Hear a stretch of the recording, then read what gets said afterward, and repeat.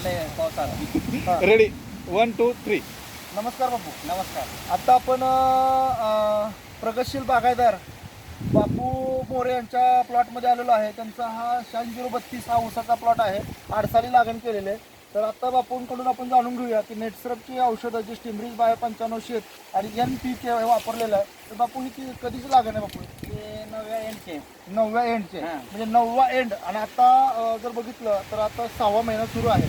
म्हणजे साधारणतः किती महिने झाले? 8 महिने पूर्ण झाले. 9वा 9 3 12 हां. 9 महिने होतात. 9 महिने होत आले त्या प्लॉटचे. बापू किती कांड्यावर ऊस आहे आता साधारणतः? जरा थोडं पुढे या साहेब, आपण कांड्या बघूया. आता 9 महिने ह्या प्लॉटला होत आले.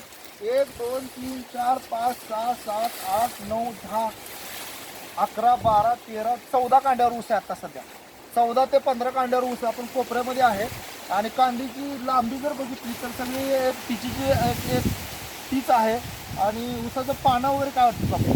पानं पानाची जाडी काय वाटते? गाडी भरपूर आहे. लांब आहे. पत्रा टाईप पानं. एक वावाचं पानं आहे. एक वावर नसतील एक वावभर पान भरतं आणि जाडी चांगली आहे. बापू याला औषधं किती फवारणी घेतली?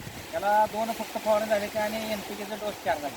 म्हणजे 2 वेळा फवारणी झालेली आहे आणि 4 वेळा NPK दिलेलं आहे. तिथून पुढे काय सोडणार आहे? आज सोडणार की अजून 2 वेळा NPK सोडणार आहेत. म्हणजे साधारणतः बघितलं 6 वेळा डोस देतात आणि 2 फवारण्या झालेल्या आहेत. किती टन ऊस निघेल बापू?